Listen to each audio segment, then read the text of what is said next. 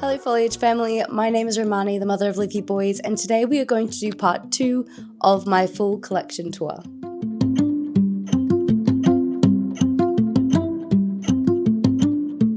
So if this is your first video that you're seeing, I would suggest going back to part 1. I'll try and put it as like a clickable icon here.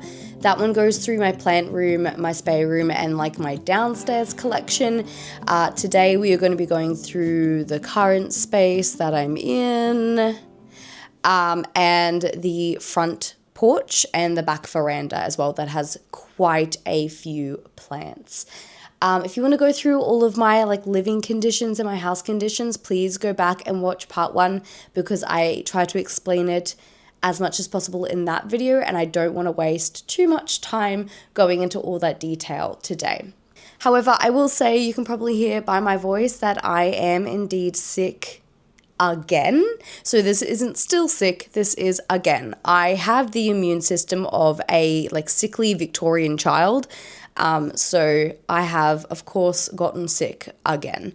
I got well just enough to enjoy Christmas, and now I am sick again before New Year's, which, speaking of, Happy New Year. By the time you guys see this video, it will be New Year's. It's not quite New Year's yet for me, but I'm definitely waving 2025 goodbye. I'm ready for 2026. That year sucked. But let's actually get into looking at the plants. I don't want to go into too much crazy detail while we are here. So looking over here, behind me, I have like floor to ceiling glass door. That is our front door. And then to my left, you'll see there is another window here. This is your east facing window. So this is where the sun rises from. And this door is north facing, but it is also where the porch is. So it gets a little bit more shade because of the porch, because of the awning or whatever you call it. Most of the time, yes, the curtains are drawn. I believe it's drawn, or drawn means to pull it back. I don't know. Most of the time the curtains are over the windows as you see them are right now. And like that's obviously for privacy reasons. Whether the curtains in my plant room and the spare room, those are usually opened up because no one can really see through those windows except for my neighbors. Apologies, neighbors that see me watering in the middle of the night up on a stepladder in that room. Bit weird.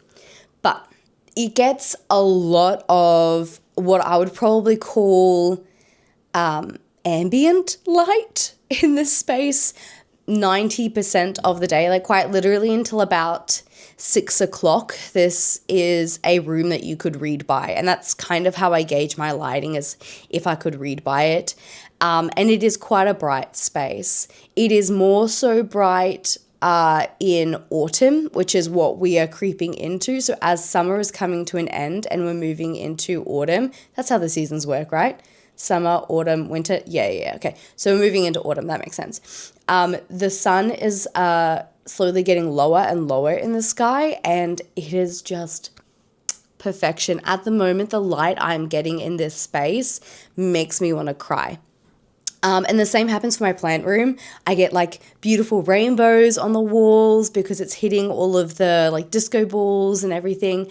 So autumn is my favorite time of year to be in this house. And I'm very excited for summer to be over because we've had some very, very hot days and my plants are struggling. I'll show you more of that later, but not in here. Thankfully, it's a really cool space, and we also have the aircon. It's the only area in the house that has aircon, and so my plants are a little bit happier. Ironically, I think a lot of people have aircon and it makes their plants worse. Super hot climate here, just stupid hot. So because it's so stupid hot, sometimes the aircon is actually helping the plants because it just gets really, really, really, really hot. Let's look through the plants that I have in this collection. I'm doing it all on my Osmo this time instead of switching between the two cameras because I just found like the video quality was super similar. So good on your Osmo. Solid effort. And also face tracking, that's fun. I enjoy that. A little dance. You want to dance with me? Yeah? All right. Let's go look at some plants. Don't be weird about it.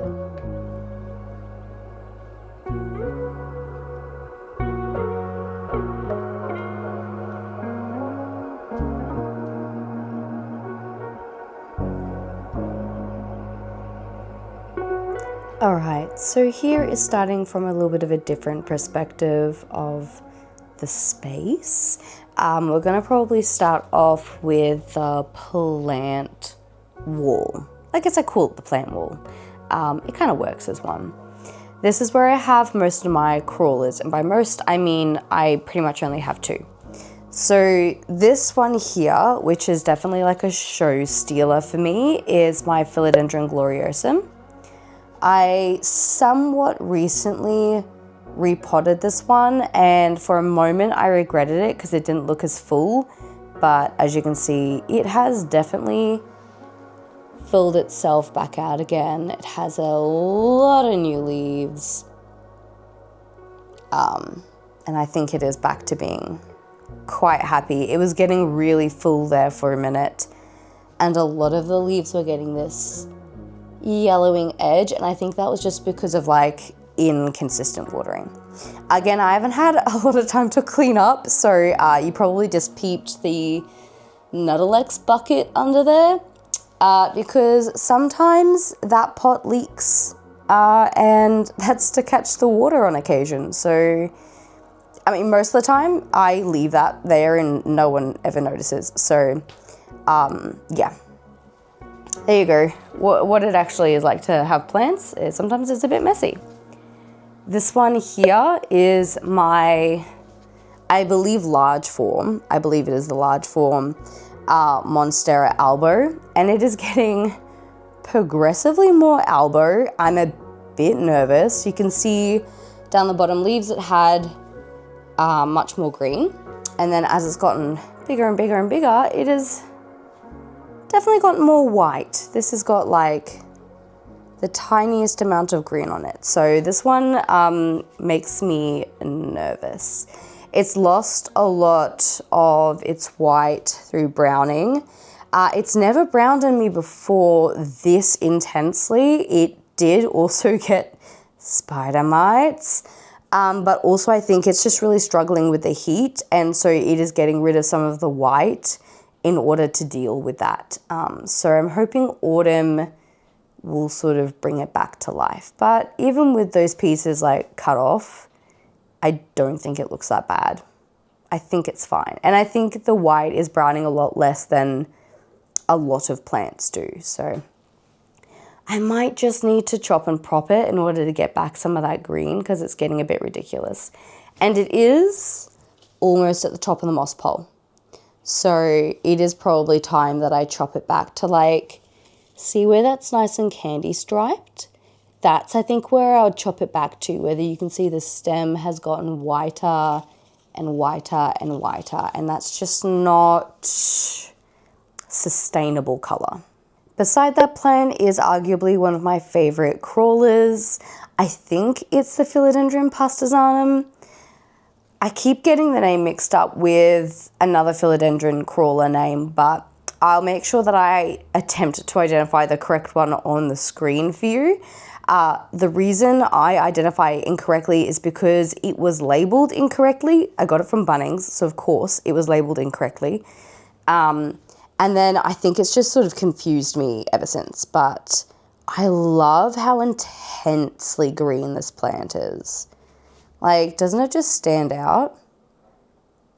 Yeah, I just think it's stunning. The new leaves on it are so textured and pillowy and beautiful. Here's another new leaf. And then the older leaves just get like that nice dark, sort of like highlights and lowlights to them. It's a really beautiful plant to take photos of. But you can see lots and lots of stems in there. This is one I also chopped down and instantly was like, oh no, it looks so sad and pathetic now. And gave it a couple of weeks to grow out, and now it looks super happy. So this is your sign. Just chop those plants. Just chop and prop them. They will thank you for it later, because this one definitely has. Moving further down, that is my Calathea ovifolia. It's been happier, but again, it is not loving the heat. And I also let it dry out. One day I let it completely dry out. I just missed it, I think, in a watering. because it's sort of tucked in there, so I just completely missed it, and it was not happy. So it's slowly bouncing back, but it's like one of the only calathea that I can keep alive happily. So if you're struggling with calathea in general, I don't know if this is just me, but this particular calathea I feel like is the one to start with. Moving down, hidden amongst the plants, this one here is my Philodendron islanii. This one I have to be really careful with and not let the moss pole completely dry out. Like, I'm feeling it right now and it's still a little bit moist, but I'm actually going to water this again, probably at the end of this video, just because I do not let this one dry out at all. And the soil is quite moisture retentive as well. But yeah, this one is not something that I put in a chunky Aroid mix. I would put it in like a tree fern mix or like a dirty spag mix. And I keep it on a moss pole in order to air layer it just in case, because chopping and propping this one is really difficult if it's not air layered. So just as a safety net, I have it growing up a pole. And I made some mistakes with this plant instantly. I, for some reason, kept snipping or breaking the new leaves on this plant. There has been since this one, there has been 3 new leaves, and every single one I have broken somehow. So this is the first new leaf that I haven't managed to break on entry, and I don't know why I've been breaking them. I think I've been fumbling about too much, but it looks gorgeous and I love it. Look at those beautiful leaves.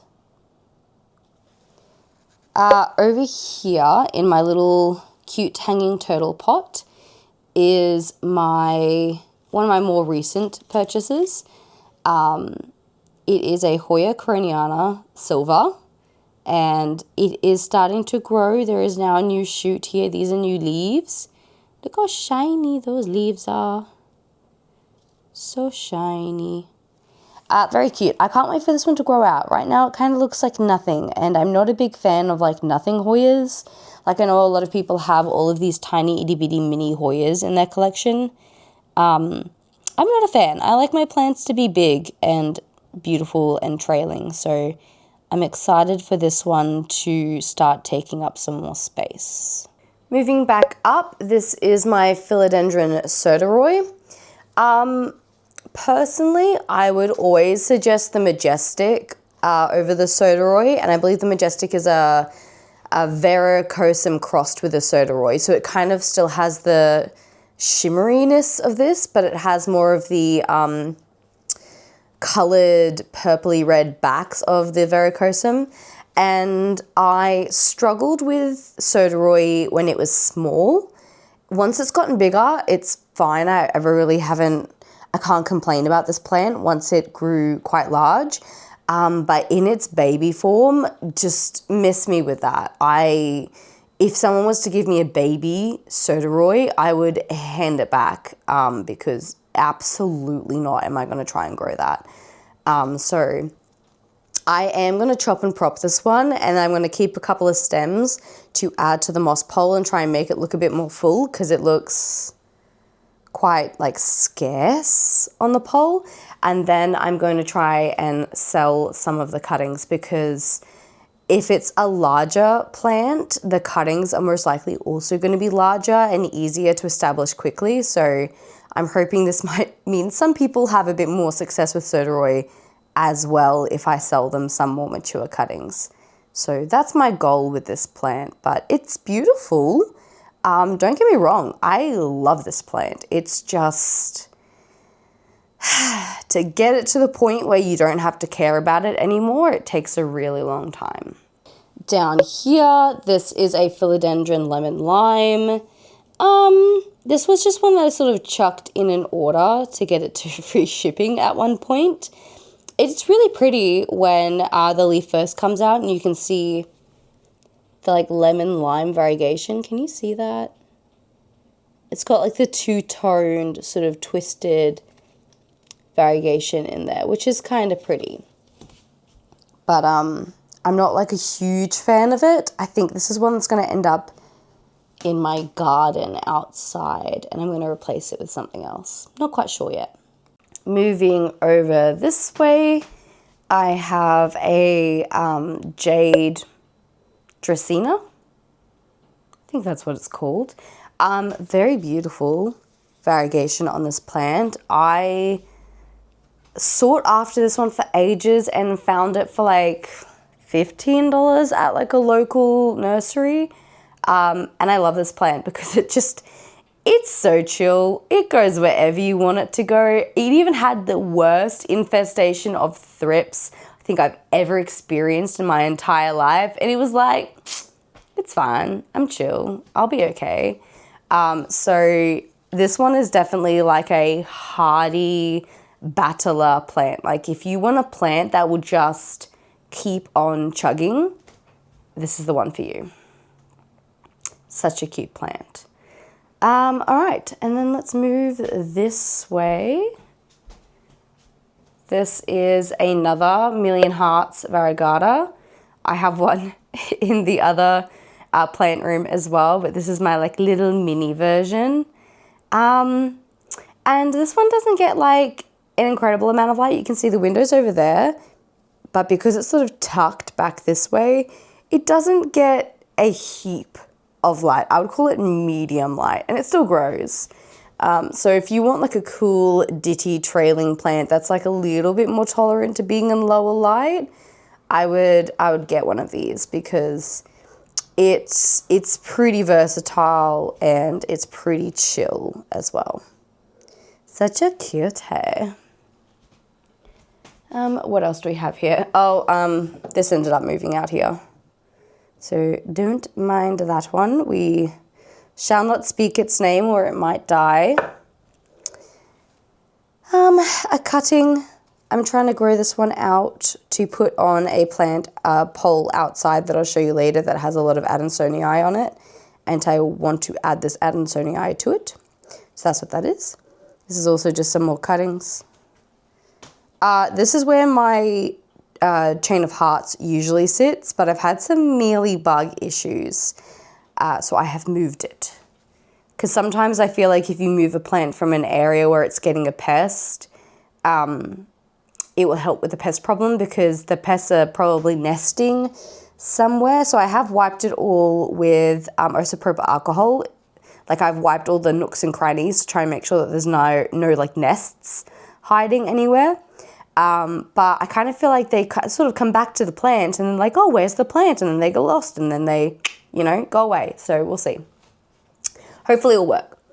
Above that is my philodendron Rio.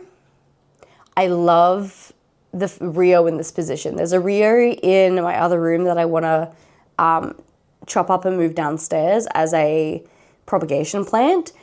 This one is just so stunning. It's got super white variegation. Look at that. Look how stunning these leaves are. So anyway, I absolutely love this plant in this position, especially with the curtains. I don't know what it is, but the combination of this white variegation and these curtains just, it tickles that part of my brain, absolutely. Down in this little corner is a little Hoya. I will put the name on the screen because I can't remember how to pronounce this one's name. But a little cutie is just propping in water. I got it as a cutting with no roots. It's definitely well rooted at this point. If you can see in there. I do need to pot it up, but it's just sitting here for now.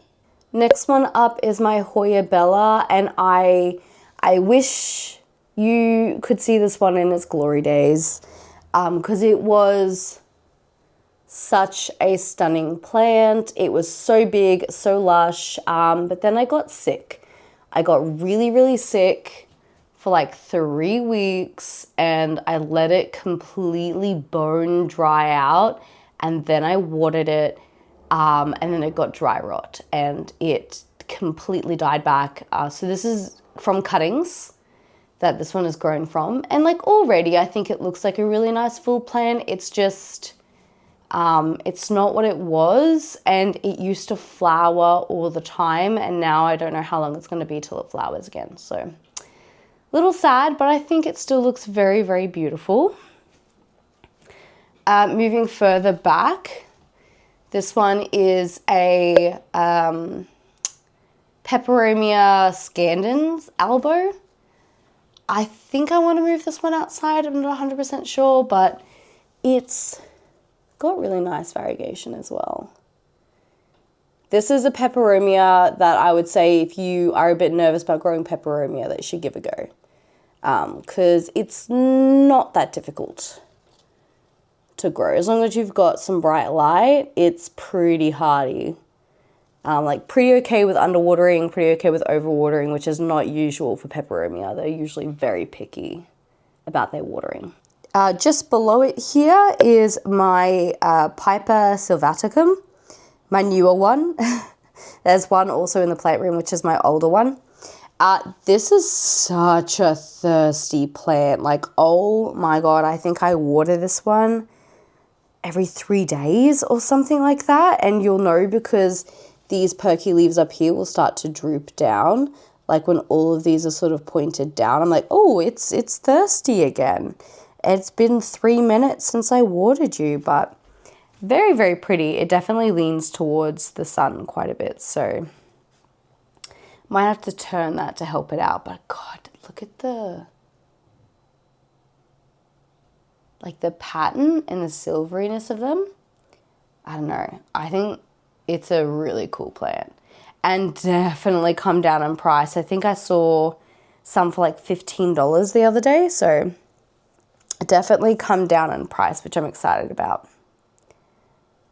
Below it, this one is a Hoya curtisii, I believe that's how you pronounce it, Thai form, I think. And this one is also starting to grow, which I love because, again, I hate like small or like Smeagol looking plants. I hate when they're just a couple of strands, and it is starting to grow. So I'm hoping it will get a little bit more lush as time goes on because I don't like my plants looking like Gollum's hair. Down below this is an unidentified plant. I'll put the name on the screen for you as well, but it is just one of those random weird ones that you come by and you decide you want to have in your collection. It kind of grows like a tree. If you look back there, kind of just grows like a tree. Very cool. Moving back up the shelf, I have like a little mushroom terrarium, I guess you would call it. It's very dusty because it just sits in that corner and does basically nothing. Like, I never water it. It's got water in there, but I think I need to give it a refresh because it looks a little bit, you know, look a little bit how you're going. So I might need to refresh you. Some more Hoya Bella cuttings because I tried to salvage as much as I possibly can. There's also more in the other room, so I have a lot of Hoya Bellas from this adventure because I just cut it all up into tiny little pieces. So I think at the end of the day, I also did get like 50 new Hoyas, so it's not the end of the world. This monstrosity here, take a moment to peep how tall that plant is, or how long, I guess, that plant is. That is my Anthurium vitiflorium. I haven't said that word in so long. Weird how you just forget how to say things. But yeah, gorgeous plant. Kind of looks like the Pallidiflorum, except it doesn't have the like silveriness down the center of it. I think it's also a bit thirsty. Yeah, it's a bit curled. So I think it's a teensy bit thirsty. That, or it has a pest. After a close inspection, no pests, just thirsty, so that's okay. I'll give it a bit of a drink after I finish making the video. It curls a little bit, but that's actually just how it grows for me. It's got nothing to do with it being dehydrated. Sometimes it just grows in a spiral, which I think looks pretty cool.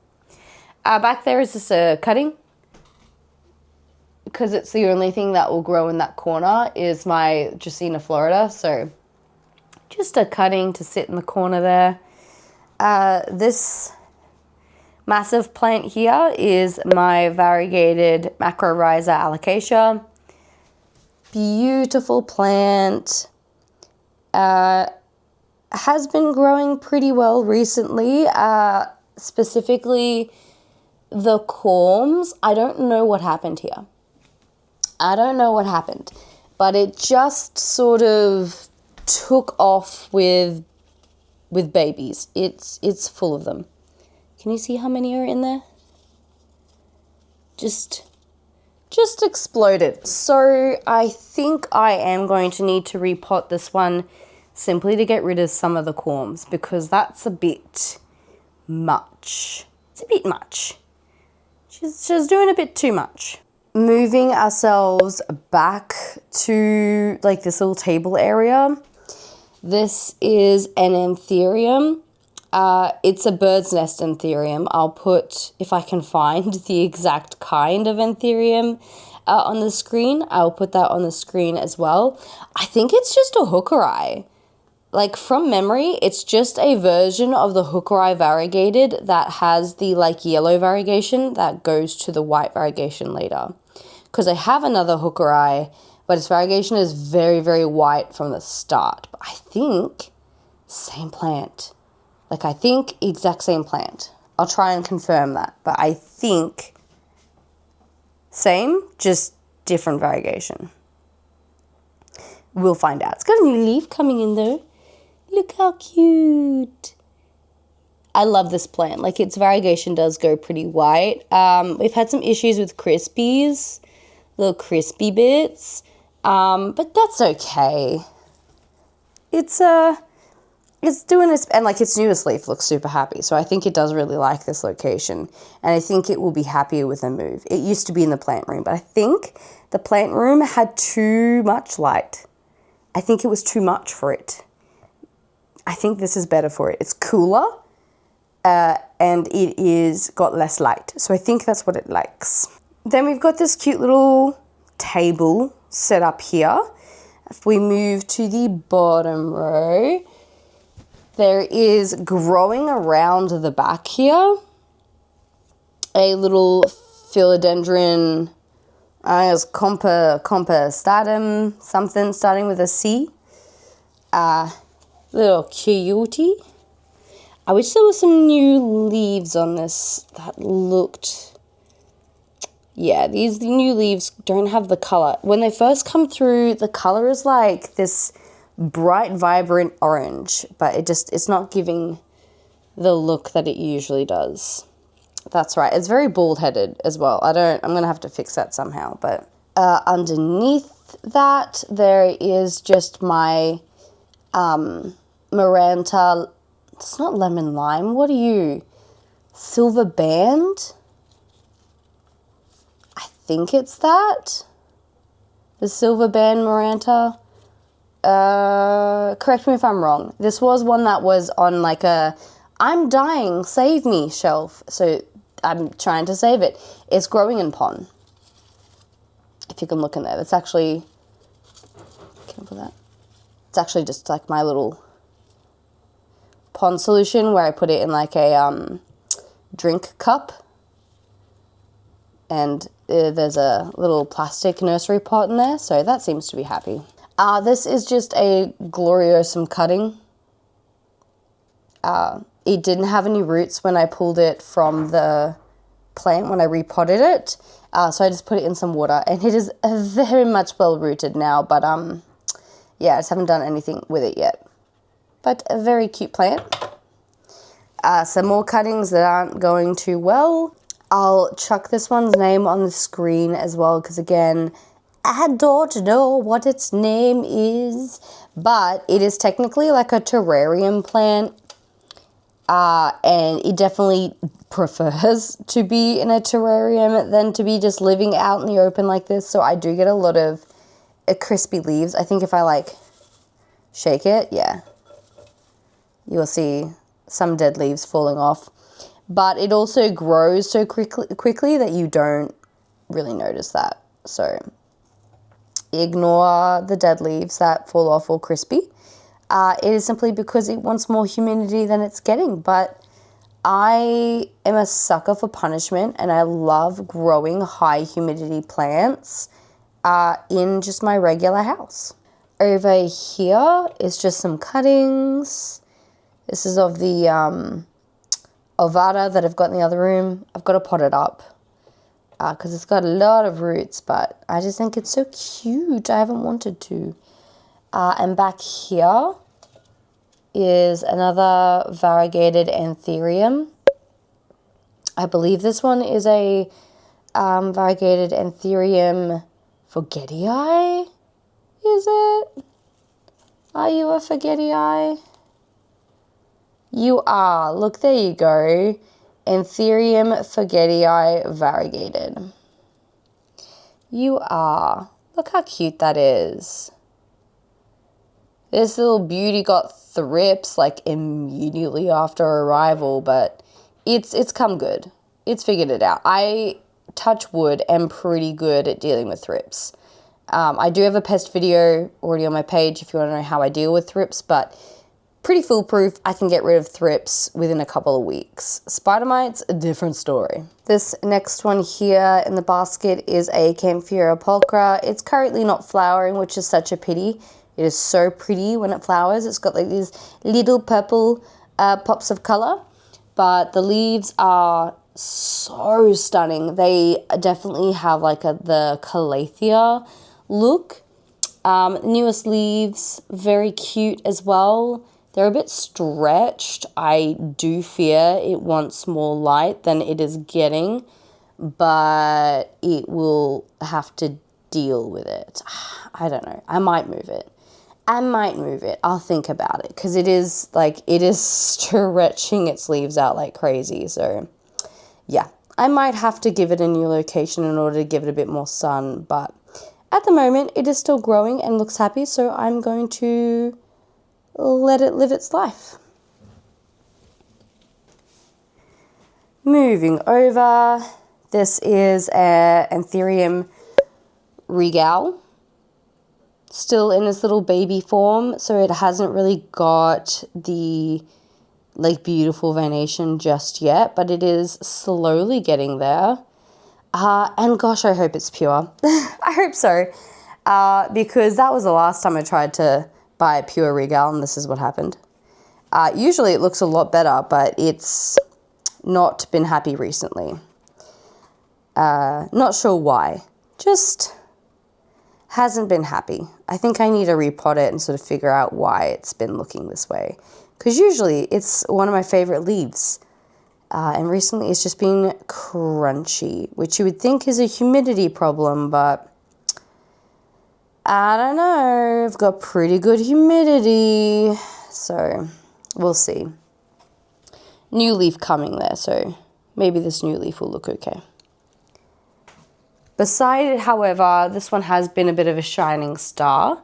This is my luxurians, just pure luxurians, and so gorgeous. That one I believe is a regal cross luxurian, so it's a bit darker and it's got slightly different of a shape.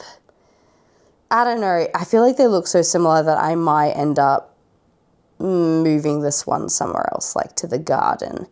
I don't know. I don't think I want to get rid of it. I just think that plant and this one already give me everything that I need. And I feel like this one, even in its like healthy form, kind of doesn't give me anything different. More of the same. So we'll see. I might end up getting rid of that one. Well, not getting rid of, gardening that one. I quickly had to stop filming in the middle because a package arrived and chances are it's a Planti package, which it kind of is. It is a bunch of like wood pieces that I want to use to build a little terrarium with. Look how cute that is. So I will be using this in a terrarium very, very shortly. Like, look at that. Like, look at this little piece. Can you imagine that? Like a little hobbit village. And then some like, ooh, some like wall building pieces as well. So yeah, the random bits of like wood that you buy when you are a planty person. Moving on, we're going to look at like the top shelf of this trolley, starting off with my variegated micans.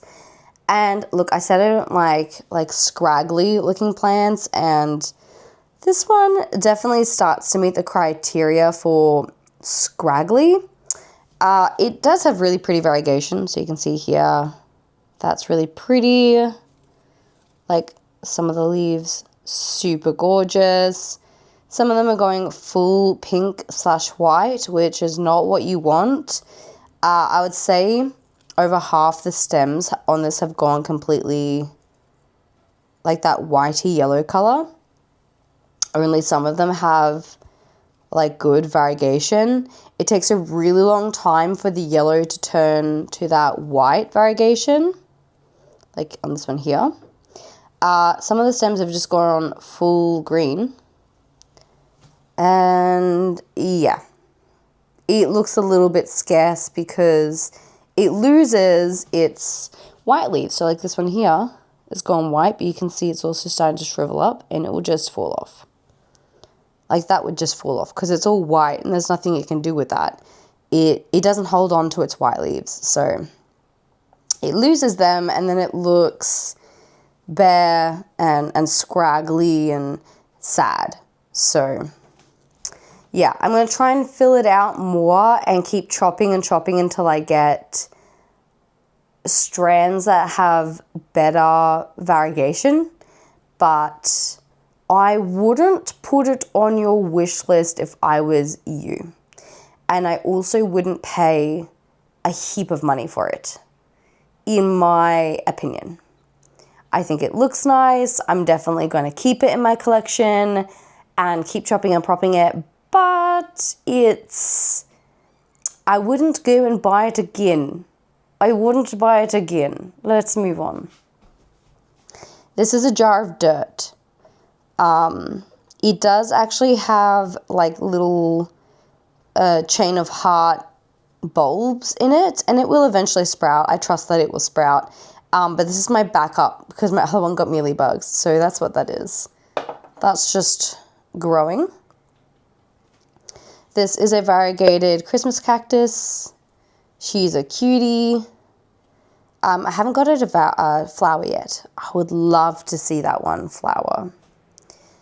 This is my inner variegated Hoya Bella, which I got when my outer variegated one was starting to die.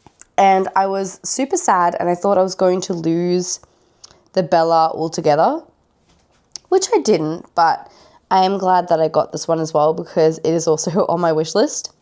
And look, flowers. So I'm not going to go a season without a Hoya Bella flower, which I think would make me so sad to go without one. So at least this one's flowering, and maybe this one will become my plant that flowers all the time, and it won't be my outer variegated, it'll be my inner variegated, and I'm okay with that. I love their flowers so much. I think I would have been devastated if I was without a Hoya Bella flower. Not Hoya Bella. No, yes, Hoya Bella flower. If I was without one for too long. So, very cute. Very cute plant. Just behind it is an Anthurium Delta Force. Sorry, again, if there are any random cuts in this, please forgive me. I am currently sick, so I'm like trying to cut out anytime I like cough or sniff or whatever, so please forgive me on that. But this is a Anthurium Delta Force, and again, if you told me that I was going to get a Delta Force in my life, I probably would have laughed at you. Because look, it already has the shape and like the veination going, which is what scares me about this one. Because girl, you don't look like a regal. I'm just saying. But you already look like a Delta Force. So I have questions about this one's identification. And I'm going to be real mad if I once again got some form of a Regal cross that wasn't specified upon purchasing. Going to cry if that's the case. Because it would be my third Regal that I've bought that wasn't actually a Regal. It was like a Regal cross, but that wasn't specified. Anyway, this one does look like a Delta, and I think it is actually a Delta Force, and I'm very pleased with that because it's growing very well. I haven't had any struggles with it so far, and I think it's just such a cool, unique plant. So this one might be what ends up sitting there instead of that, because it's something different, and I think it looks very, very cool. Ooh, don't knock that one off its perch. This little one here, good that the sun is moving away for a second. This one is my Philodendron gloriosum variegated. Having a bit of an issue with this one going full white, but its latest leaf does have green. So yay, it went white fully for a minute there. Had 2 leaves that were fully white and I panicked. But the next leaf that came out is half green. But this one has had like a fairly good mixture of green and white the whole way through, so it should be fine. But these are growing very slowly at the minute. But I'd say gloriosums aren't exactly like a speed runner kind of plant. They are a little bit slower. So we'll see. And once they establish themselves, they tend to go a bit faster. So I'll just be patient and wait for it to take off a little bit faster. But I am a little bit crazy, and I did get 2, and it was literally because I was really scared that one of them was going to go fully white. So I ended up spending a little bit more than I really should so that I could get 2. This one here is a Hoya Kalamantan. Might just move it. I feel like it was really hard to see over there because the sun was coming back. But this is my Hoya Kalamantan. I feel like it's Kalamantan SP or something like that. But it is flowering quite consistently at the minute. You can see there's like a little peduncle right here. There's another peduncle right there. This one is currently flowering. Very cute, but this one down here is also losing its flowers, and that's getting everywhere, so that's good. But yeah, very cute little Hoya. So this area is obviously where my TV is, and then there's like shelves above my head here, and all the light is coming from this direction over here. So this is where I have more of like my, I guess you would call medium light plants. Starting off with like this little wall over here, these are plants that basically get no direct light at any given time. Let's walk up to them. Starting off with this little one, it is just a like propagation of the tassel fern. They don't propagate very well, so it's kind of more like flowers. I pop them in there and eventually they die. Every now and then they root, but honestly, they'll just live in here for like months without rooting. But like long-lived flowers, I guess. This is a Philodendron Hederaceum cream splash. It looks very Brazil. And that's probably because I have it in low light. If I had it in brighter light, it would be a lot more creamy. Like, you can see the flowers that are, not flowers, the leaves that are popping out the top are a lot more creamy. And then they go greener. And I think, again, that's because it's in lower light. So that is my fault. I do want to move this to the plant room so that I can get that creaminess back. So that is a goal, is to get the cream back on the cream splash. And then up the top here is a syngonium. Ooh, she's leaking. I will try and remember the name and pop that one on the screen for you. But a really cool syngonium, one that I haven't like seen that often, like a little pixie one. This one's looking real weird. This particular new leaf looks kind of odd. That's another one curled up there. But yeah, very cool little syngonium. Moving over to like the TV shelf wall. This one is honestly one of my favorite plants in the world. Like, it is such a cool plant. I don't know if I put it in my plants that if I was only to have 10 plants. I wonder if I did. If I didn't, I should have. If I didn't put this in my top 10 plants, I really should have. It's my Dracaena. Is it Dracaena? Dieffenbachia. Why do those get tangled in my brain? Dieffenbachia reflector, because the like strips in the center almost look like neon with the sun. Like when the sun hits it, it looks like little neon stripes. So yeah, very cool plant. Again, this one's had, gosh, it's had scale, mealybugs, spider mites, and thrips. Oh, and whitefly. It's had everything. And has lived through it all. I've had it for a pretty long time and I love it. It has lived in super high light. It has lived in super, super low light. And no matter where I put it, it survives. It not necessarily thrives, but it survives. And I love this plant for that. Because I don't even need to do anything. Just look at it. Just look at that plant. What a great, like, just little statement plant to have in your collection. And this is like a little recent stem it's put off.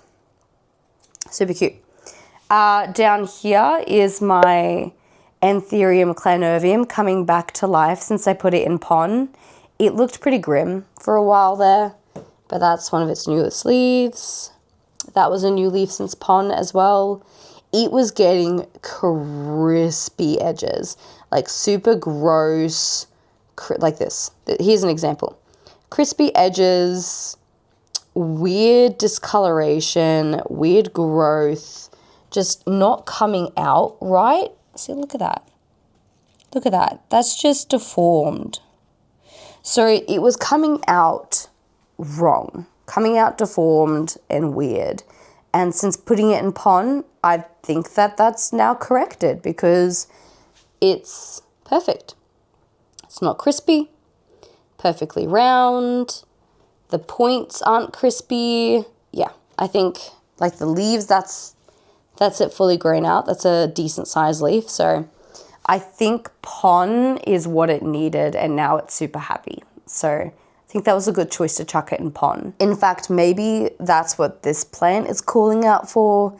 Maybe it is also wanting to go into pon, which I probably won't do. I'll probably put you in a garden. But back to this plant, that's just some cuttings there, some more cuttings in the back there. We ignore those. I really need to move my cuttings downstairs. Down here is my Smeagol looking string of hearts, which usually is looking lush and full and beautiful and trailing, and it is not looking that way right now because it had really bad mealybugs, like really, really, really bad mealybugs. So I chopped it back. This is what we're left with. We will see how it grows from here. But yeah, it's looking a little bit sad, but that's okay. Sometimes we need to start again. Not all of your plants can look beautiful all of the time, and I've got so many plants looking beautiful. So, you know, it's okay if it's looking a little bit gross. That's fine. Moving further up. This is my Hoya Mathilde cutting. We're going to ignore it because it's just a cutting of a plant that is elsewhere. All the way to the top is a Repens. I'll insert the correct full name here, but it is just like a really cool dark leafed plant. Like definitely gives me Halloween vibes, but every day of the year. I wanted to put my Mycans up on these shelves, and I just wanted something that would balance it out with the same sort of vibe, and that's when I came across this one online. And I decided, yeah, you're the one. Darker leaf plants are usually pretty good for like low light areas as well, which I wouldn't call this low light. It's probably more like medium to low, but yeah, it's pretty happy growing there. And then its little twin on this side is my philodendron Mycans, which is looking pretty happy. These plants are pretty adaptive to your area. So they could live in pretty high light, they could live in pretty low light. It's just about like adapting them to the space, and they should be okay. This here is a cutting of I think Rhaphidophora Norticursiva. I think it's like Neglecta. Pretty sure it's Neglecta. But yeah, it's growing. It's got some roots going on in there. It's got a new, can you see that? There's a new node right there. I think it's pretty happy just sort of growing there as a cutting, and eventually I will pot it up. Actually, I probably will move it to the garden. It'll probably end up as a garden plant. Some cuttings, just a random pot of cuttings, like a chia pence here. Over in this corner here, I have my begonia polka dot. This was my first ever begonia, and I think it's been going pretty good. It occasionally gets little crispy edges, but that's okay. It's only over occasionally. It grows pretty well for me, to be completely honest, considering I do basically nothing for it.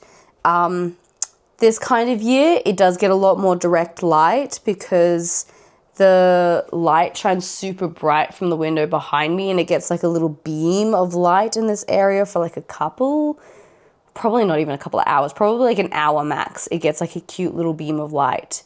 Hello. Oh, you're so cute. I didn't even know you existed until today.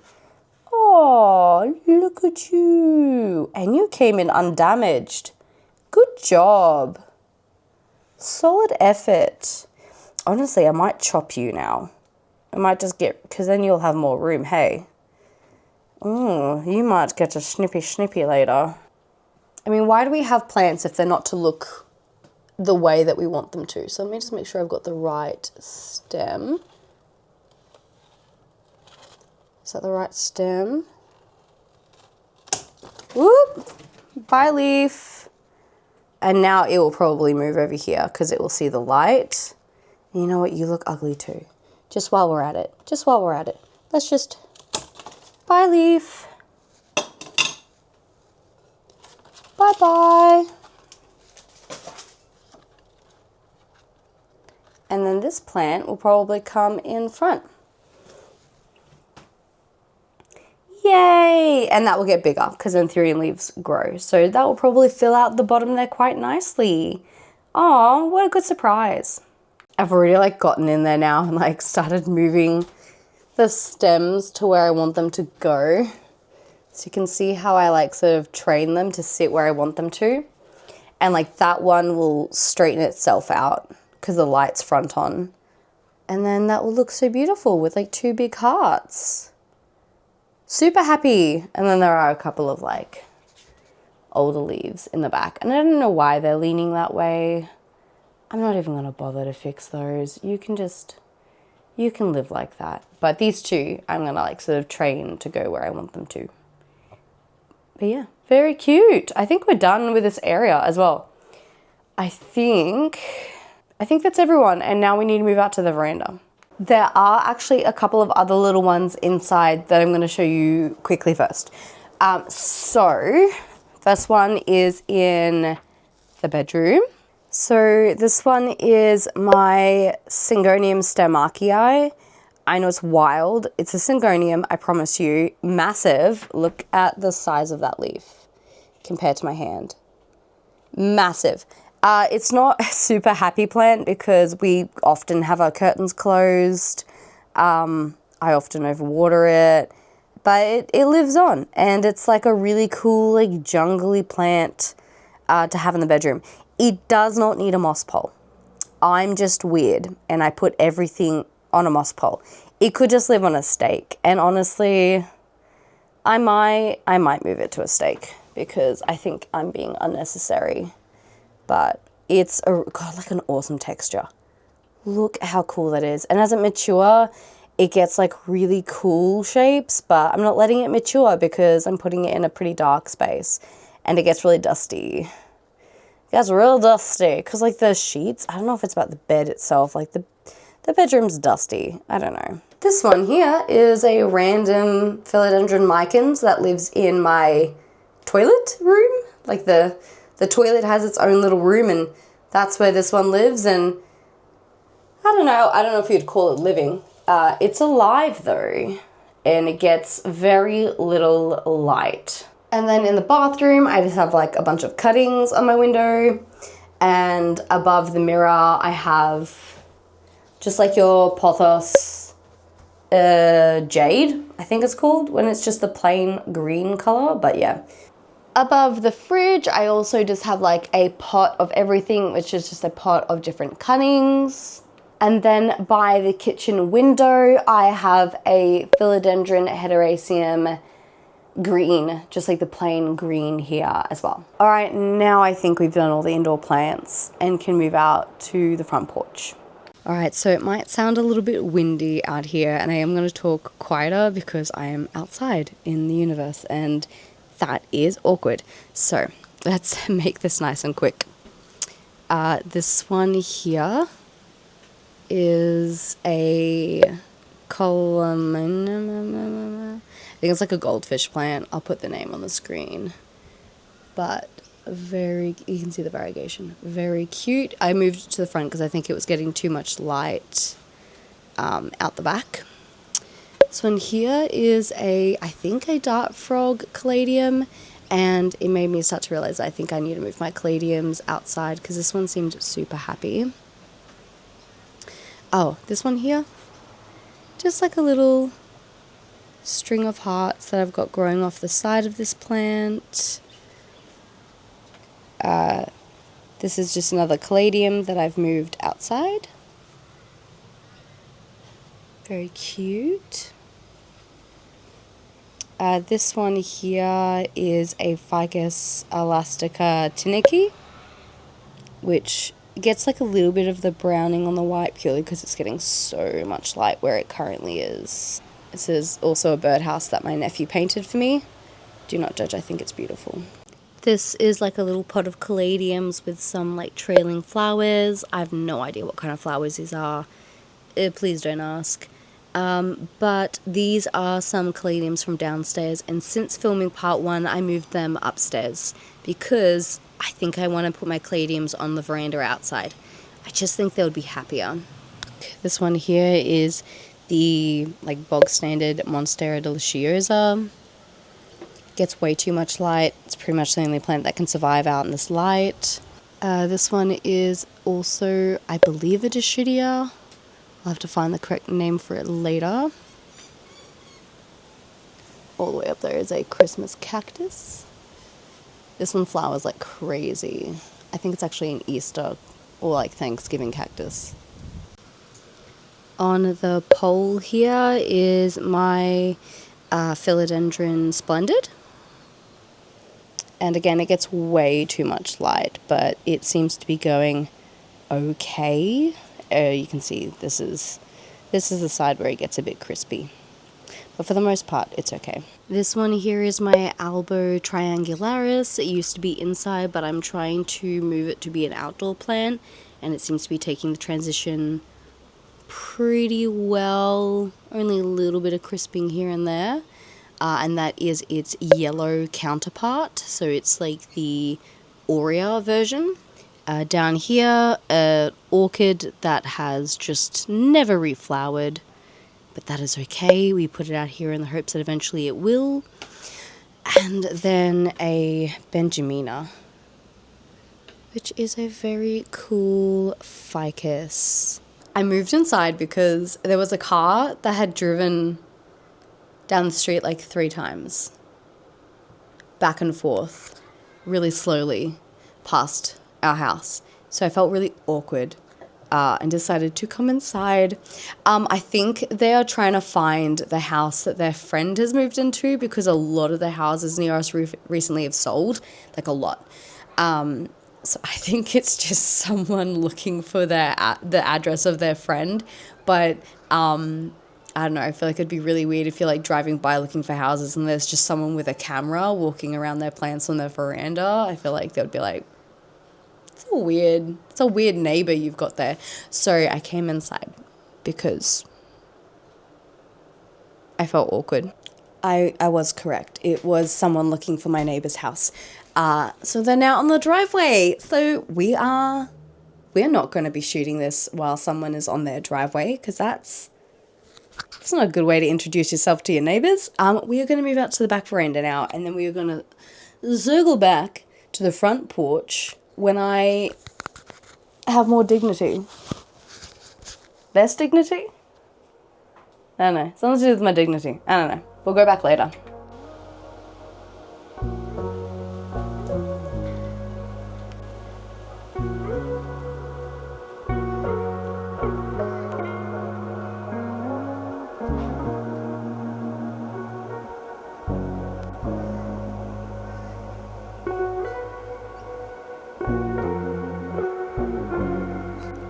So welcome to the south veranda, as I've coined this space, because it gets south light, as in that is where south is, this direction. That is west. So this is a part of the house that gets a lot of very intense light, but I would actually say this south side gets probably like bright light, obviously, but less bright light than the west part would, which is around the corner, and the front, which gets east light, gets more light than that as well. I hope that makes sense. It gets less light, but when it does get light, it's burny hot. I hope that's a good description for you. And this is from the other angle. We will start with probably the biggest plant on this south side, which is my Thai constellation. Absolutely monster plant. Let's have a look at the size compared to my hand. Killing it. Absolutely killing it. Down below it is just like a pilea, or like a friendship plant. There's a hope down there. This bare looking plant is my veracruz. It's got one leaf. Look, it wasn't liking where I moved it to. I moved it inside. I've put it back outside, and it's got a lot of growth points, so I'm sure it will be okay, but it didn't like it when I moved it back inside. It was unhappy, so here's hoping it will look like a plant again soon, and not just a pole with sticks. This is my melanochrysum, my philodendron melanochrysum. Look how long that leaf is. That is the length of the newest leaf. Absolutely crazy. And randomly it got thrips, so that's why it's got like a little bit of weird damage. I haven't had thrips in like a million years, so I'm sure it'll be fine. I'm not too stressed about having thrips on it. Hopefully I'll be able to get rid of it. Honestly, I'm just hoping and praying, because I hate thrips, and if I have an infestation I probably will cry. But for now I think it will be fine. Ooh, that's a lovely breeze.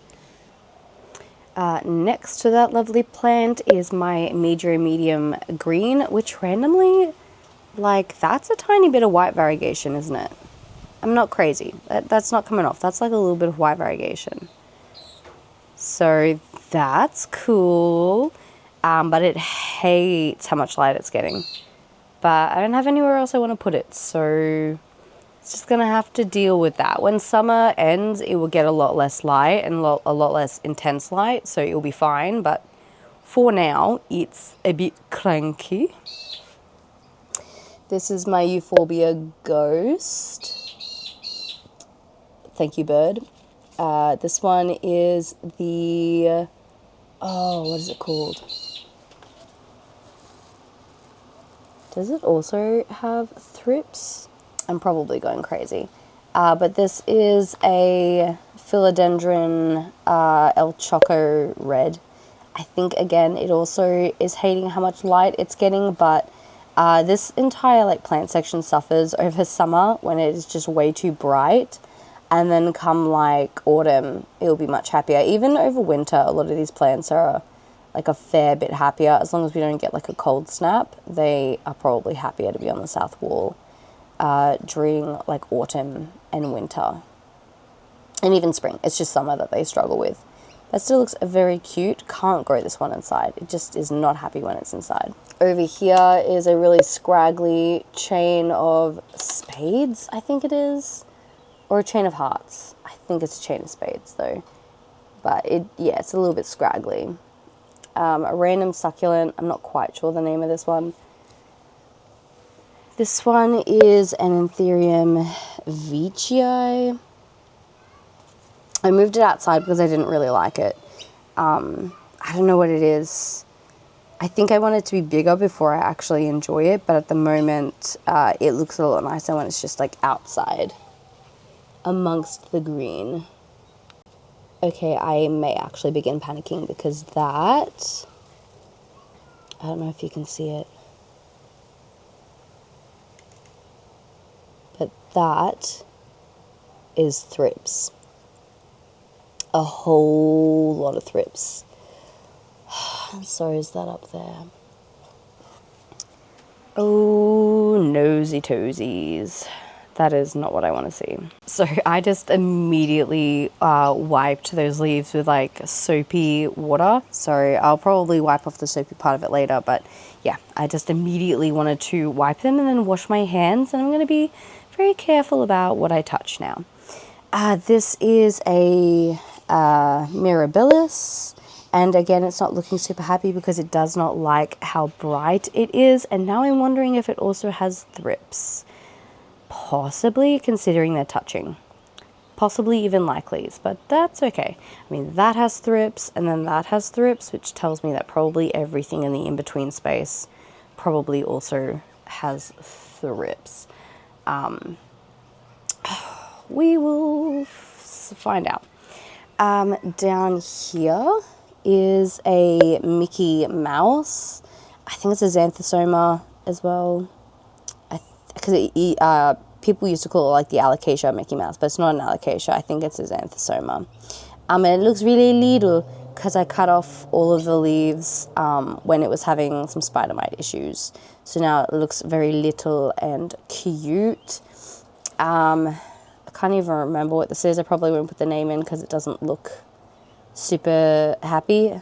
Again, it's just because it's getting too much light, but I also didn't care for it that much.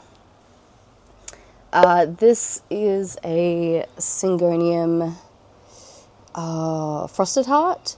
I wasn't a big fan of it. I used to have it in the study, but the study wasn't getting enough light, so I moved it outside, and now it's getting too much light. But yeah, it's also just one that I don't particularly care for too much. This one is one that I absolutely love. It's called like a sandpaper ficus, I believe, but it's an Australian native ficus. Look at that. Such cool variegation on the leaves. I really should not be touching it, but I have washed my hands, I promise. Very, very cool. and I'm trying to grow it into essentially a tree. Another one of those like twinkle orchids that's not really growing. Down here is a Philodendron Prisea Verde. It's pretty much lost its variegation, but I think this next leaf will come back with some pretty nice variegation.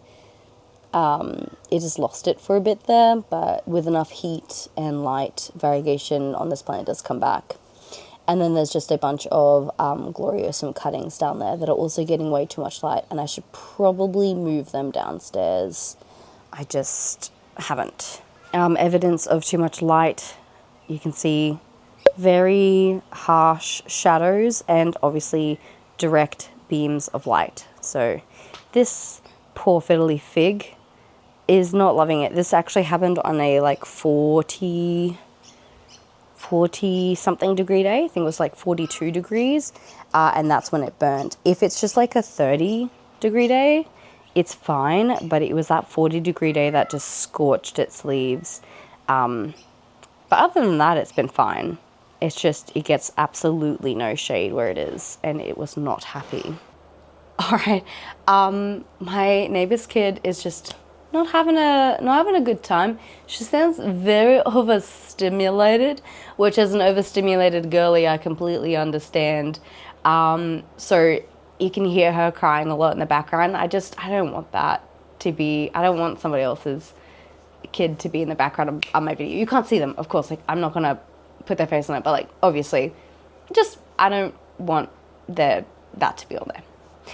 So hopefully you couldn't hear it too much in the background of the previous clips, and I can keep those clips in, and then for the rest of these I am going to cut the audio and just do my own voiceover later. So I'm just going to walk around, show you the plants, and add my voiceover in later, because like I'm also feeling awkward being outside and talking to myself, and then there's like someone crying in the background, and it's just like, yeah. So hope you guys can forgive the change up as we go to a voiceover instead.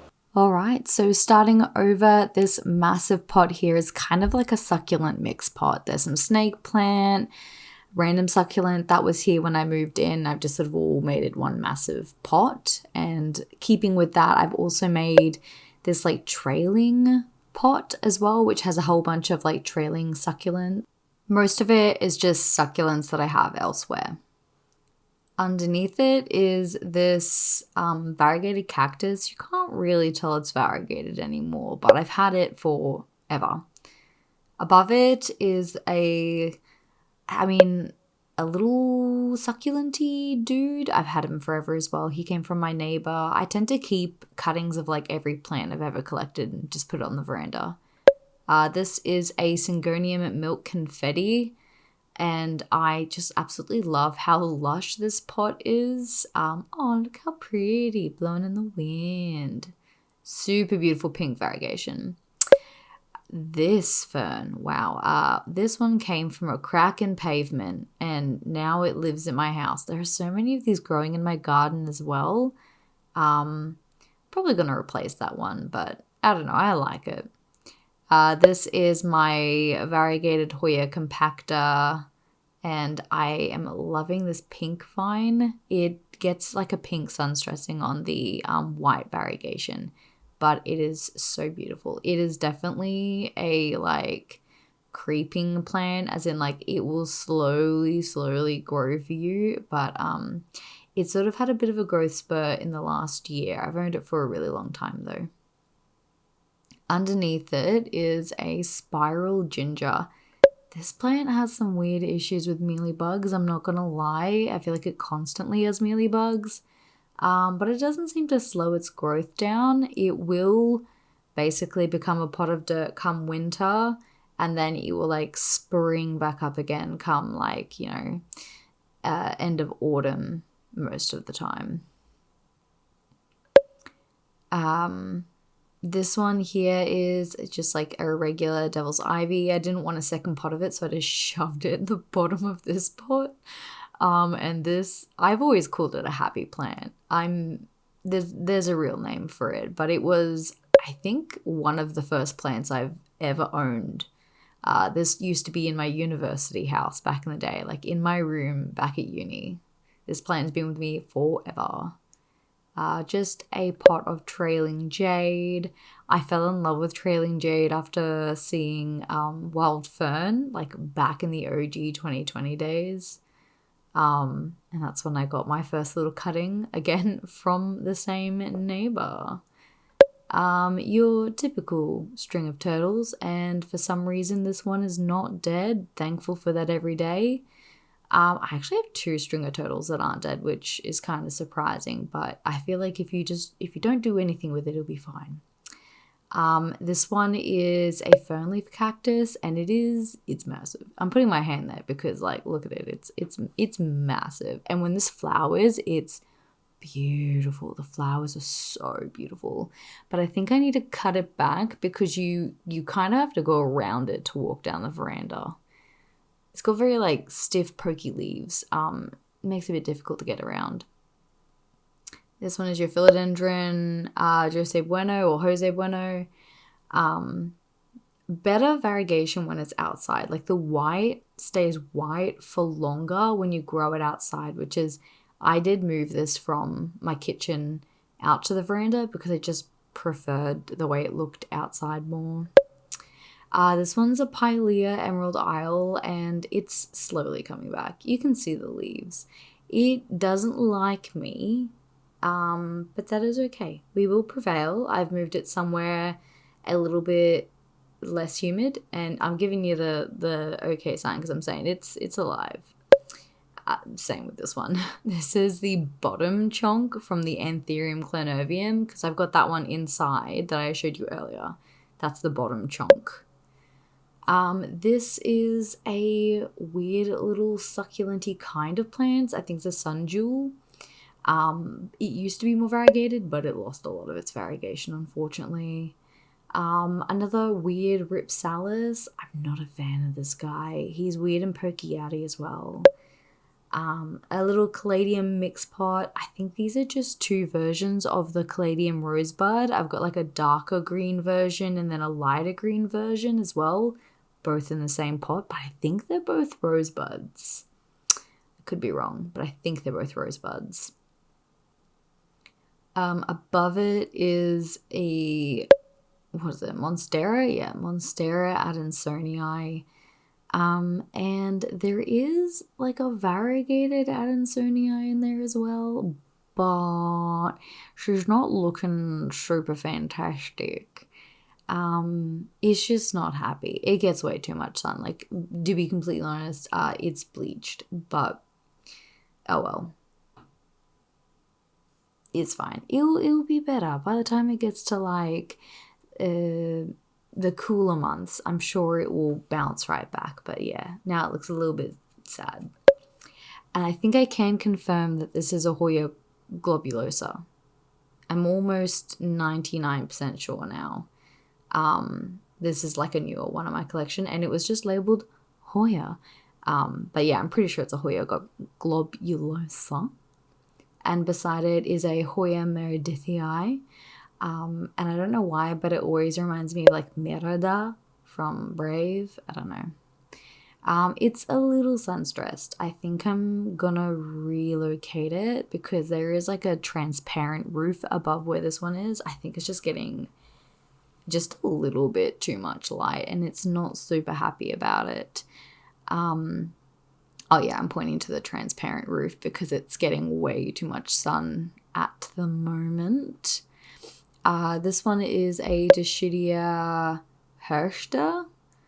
It's got these beautiful, like, tiny little yellow flowers on it, which I think is so fascinating just because, like, they're so teeny tiny.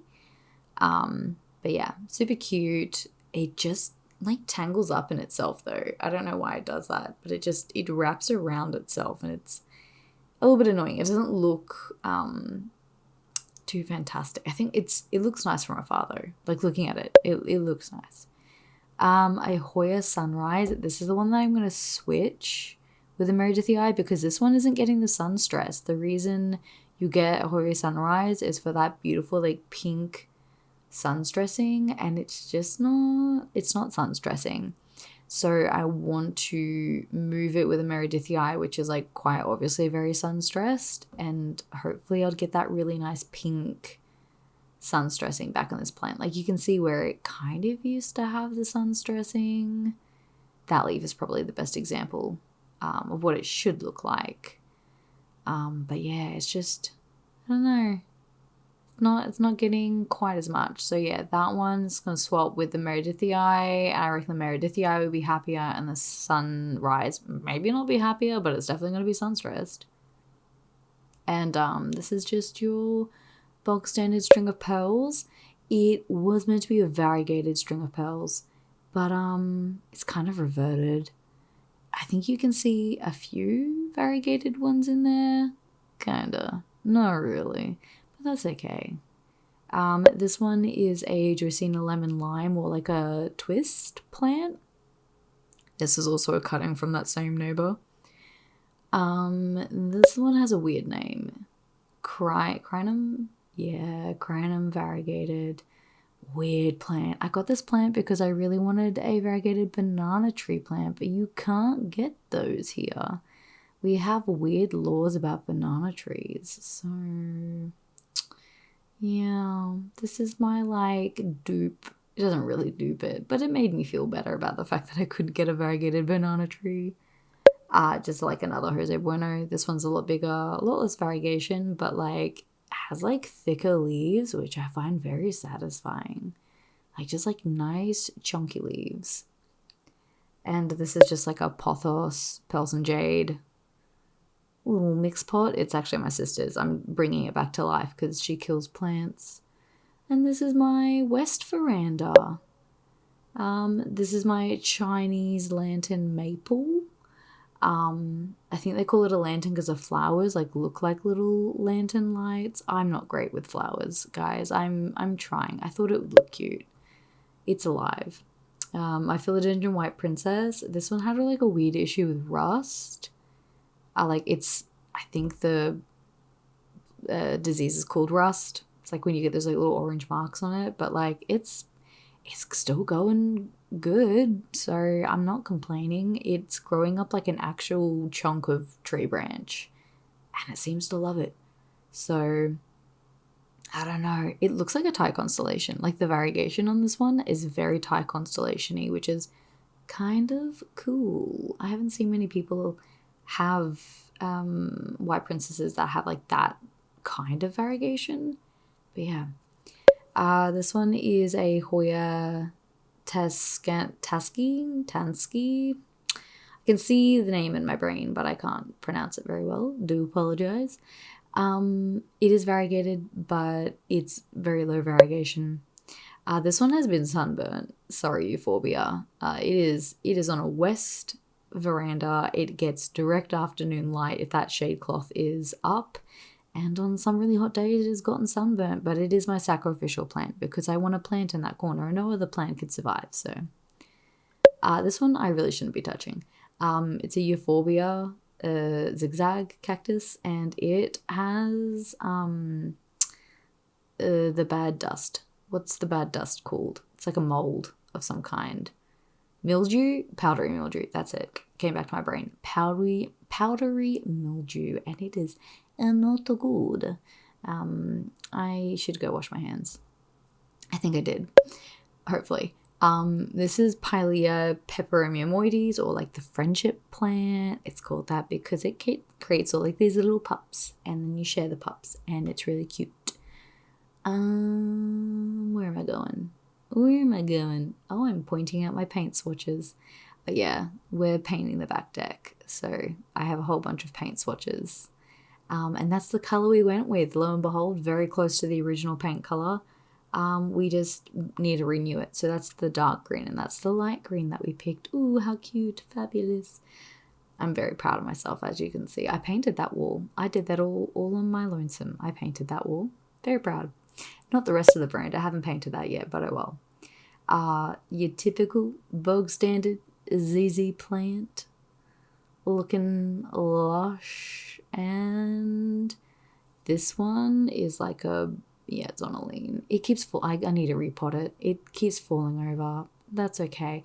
I have goals for this plant. I have a vision in my mind and I will achieve it. I want to make it look like this like weeping willow thing.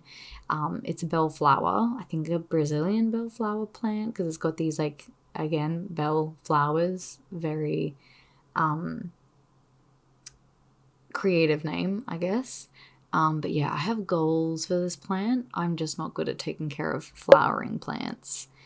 This one's called a jade vine and it looks like nothing, but when it flowers, it's gonna look beautiful. It has these beautiful draping blue flowers that make me want to cry. And I want it to grow all along the ceiling of the veranda. We'll get there eventually, but I'm so excited for this to eventually flower. And this is just like a sweet potato plant. I don't know if there's specific names for the different colors, but it's just a sweet potato plant. It's the only thing that can survive there and not die because it's Australian, so that's why it's there. Snake plant as well. I think it's a Laurentii. This is like a Syngonium mixed pot. However, one type of Syngonium is definitely like battled it out and won. I think it's a white butterfly. I'm not 100% sure. Again, it is cuttings from, you guessed it, my old neighbor. And I think that's a batik. Like that slightly different kind, that one's a batik. But the rest of it is this very similar Syngonium that has won. Because it's a weed. Like, let's be honest, it's a weed. That's another sweet potato vine, except it's a darker one, definitely living like a more gothic vibe. Very cute. And that is my entire veranda. I don't think there's any other plants left. And the last little section is my like outdoor garden. I call it my Aroid alley. It definitely doesn't look like anything just yet, but it has potential. It has a couple of bromeliads that were there before I moved in. And then like every time I have leftover dirt, I chuck it here. A whole bunch of like alocasias have popped up and Syngoniums. I popped a couple of like chunks in here. So there's like an albo, chia pence. But yeah, that's kind of my little Aroid alley at the minute. Hello. Sorry, I was just trying to find my face. Okay, so starting off with this outdoor plant. Oh my god, it's massive. I feel like I have to come back here so you can see it. Isn't it glorious? It is my outdoor Ripsalis paradoxa, and it's very, very heavy. All of these are going to be a bit of an arm workout for me to bring into you, but it is the only way that you can actually see it properly. So, gorgeous. There you go. Ripsalis paradoxa, number 1. This one here is my, I think it's sedum burrow's tail, but burrow's tail nonetheless. Beautiful, long, super heavy. I have to be super careful so that I don't lose all of its like little succulent pieces, but there we go. That is number 2 from the veranda. I feel like someone who's holding up like their fish after they've been fishing, but this is my crimson Perrins queen.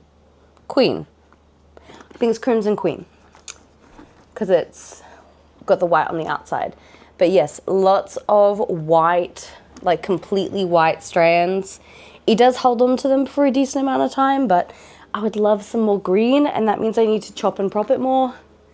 But I'm also lazy, so for now I will just enjoy all of the white variegation that it is giving me.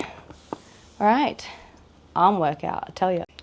If this has taught me anything, it's that I think I need to replace the hooks on my veranda because they, I don't know, I'm taking them off and they're not looking sturdy, so I might need to get some new hooks for out there that match my veranda hooks that are much more sturdy. But this is a monkey tail cactus. Yeah, monkey tail cactus. It's got 2 massively long strands, but if you look at the top, you can see there's like 1, 2, 3, 4, 5, 6 new strands growing in there as well. So I think it will fill out eventually. But for now, it's just got like these two massively like long strands, which it's okay. And this one here is either another jungle cactus or a ripsalis. I'll try and figure out the name for you and pop it on the screen, but it has like the cutest pink variegation happening at the minute. So look at that, super cute. And that is all of the front facing hanging plants on my front veranda. And these are definitely not like indoor plants. These are just two trees that I'm starting to grow. One is called Cassia Golden Showers. Interesting name. Someone's building something. And a pink trumpet tree, which you can't see. So those I'm just growing because I eventually want to plant them in my garden, and I have to grow them big and strong until then. All right, so I hope you enjoyed the interpretive dance that was the final part of that video with the voiceover. I hope that ended up working out in the final version. We'll wait and see. But if you made it all the way up to this point, thank you so much for making it all the way to the end of the video. Can you please chuck in a little star in the comments to show that you made it this far? Like a star for New Year's, that's what I was thinking.